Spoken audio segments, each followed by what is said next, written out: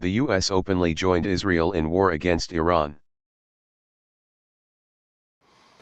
A short time ago, the U.S. military carried out massive precision strikes on the 3 key nuclear facilities in the Iranian regime. Not surprising. Since the day Iran toppled a monarchy friendly to the West and became an Islamic republic hostile to Israel, Western power has treated it as another misfit of the rules-based world order which has to be neutralized. The reason for the war, to prevent Iran from having nuclear weapons, is unjustified. It is an open secret that Israel has nuclear facilities producing nuclear weapons. Why is this not a problem? Western power completely ignore this. The first round of the war has ended in a ceasefire. This won't be the last. Who won in this first round? Obviously it's US+Israel. Israel's aerial might rendered Iranian air defenses almost useless. Israelis' planes dominated Iran's skies, bombing Iranian ground targets at will. Iran's nuclear capability may not be completely eliminated but is badly crippled. Iran has enemies from within which were used to assassinate its military commanders and nuclear scientists. In comparison, Israel's damage is light. Most Iranians' missiles arriving at Israel were shot down. While there were extensive damage in a few areas, the whole country remains intact. Its nuclear facilities were untouched. It's obvious that Iran alone cannot take on US+Israel. Who can and should help Iran? The first ones should be those Arab Muslim states in the Middle East, followed by Muslim states in other parts of the world. Which of the Arab Muslim states in the Middle East can help Iran? There are none left. Why?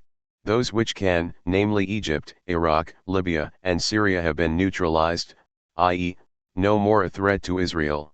The remainder, such as Saudi Arabia, Jordan, Qatar, Bahrain, and UAE, continue to be ruled by descendants of those puppet sultans/emirates installed by the Brits and the French after WW1. These may give moral support to Iran, but never more than that.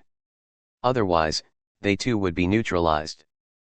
What about the other countries that matter? India.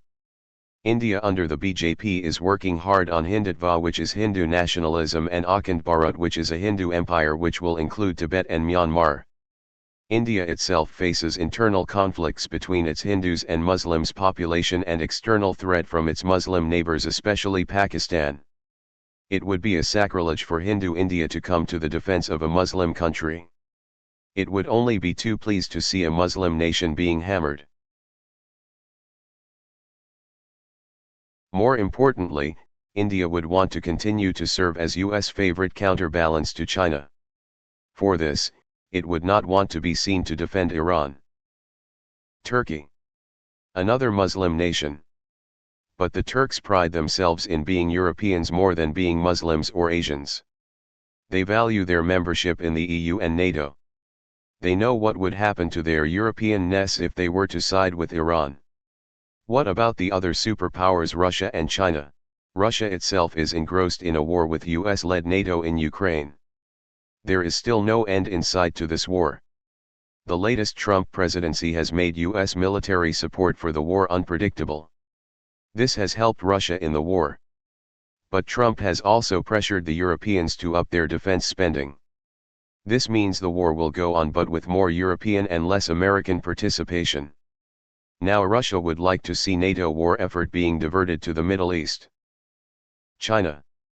To the Chinese, the latest fight between US+Israel and Iran is a continuation of the historic clash between Christian Judeo and Islamic civilizations. It's the Palestinian issue again.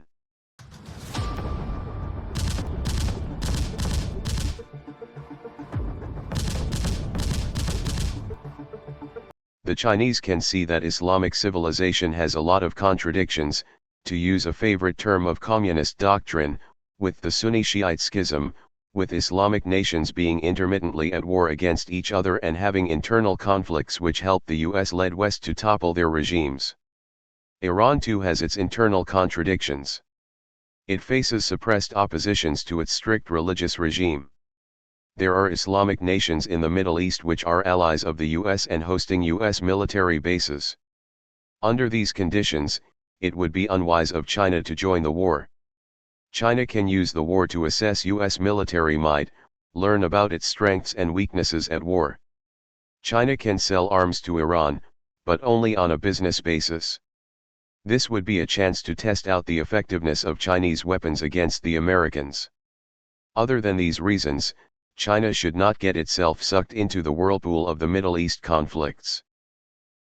China is more concerned about the presence of the US and its allies in the Asia-Pacific.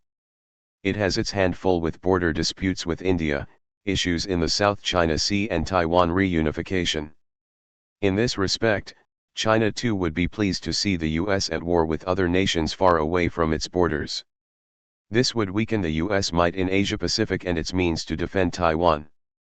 Both Russia and China are only too pleased to see their common rival US engaged in wars not involving themselves and, better still, get bogged down by these wars. But they would be against a regime change in Iran, definitely not by an invasion led by a US coalition such as what happened to Iraq decades ago. Conclusion. This war is inconclusive. It's the US which called for a ceasefire. This makes Iran believes that it's the winner. It's more difficult now to force Iran to give up its nuclear ambition. If it can, Iran would want to develop nuclear weapons. This war makes the reason for having them very compelling.